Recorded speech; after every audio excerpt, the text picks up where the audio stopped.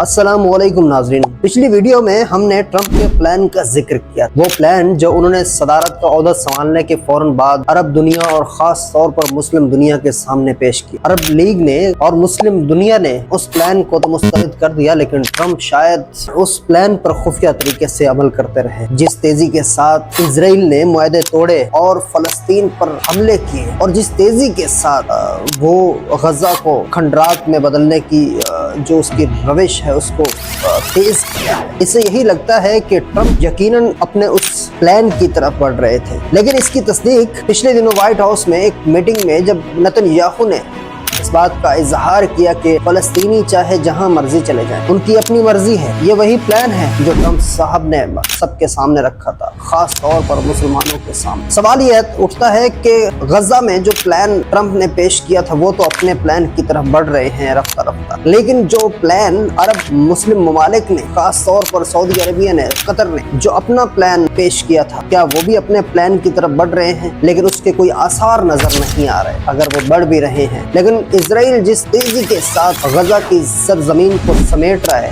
یہی ظاہر ہوتا ہے کہ وہ اپنے پلان کو جلد از جلد نپٹانا چاہتا ہے۔ ہم نے دیکھا کہ وائٹ ہاؤس میں جس طرح سے اس نے بے باک گفتگو کی فلسطین کے حوالے سے، معصوم بچوں کی شہادت اور ہزاروں فلسطینیوں، نہتھے فلسطینیوں کی شہادت پر، ان کے گھروں کو اجاڑنے، ان کو دربدر کرنے پر اسے نہ تو کسی قسم کی ندامت ہے اور نہ ہی وہ کسی چیز پر افسردہ ہے، باقاعدہ وہ خوش و خرم ہے اپنے اس رویے سے، اپنے اس دہشت گردانہ عمل سے۔ ناظرین، اس وقت جو غزہ کی حالت ہے وہ یقیناً امت کی حالت ہے۔ یہاں کا ہم 57 اسلامی ممالک میں کوئی ایک ایسا مسلم ملک نہیں جو اسرائیل کے خلاف کھڑا ہو سکے۔ ہمارے پاس اکانومی ہے، ہمارے پاس ڈیزل اور پیٹرول کے ذخائر ہیں، سونے کے ذخائر ہیں، اور نباتات، قدرتی نباتات کے ذخائر ہیں ہمارے پاس، لیکن اس کے باوجود ہم ایک چھوٹی سی ریاست کے خلاف کھڑے ہیں، ہم اسے معاشی بائیکاٹ تک نہیں کر سکتے۔ فلسطینیوں نے ہمیشہ اپنی سرزمین کا دفاع کیا، انہوں نے اپنے خون سے اس سرزمین کی سرحدوں کو سینچا ہے، وہ یقیناً اس بار بھی سرخرو نکلیں گے، لیکن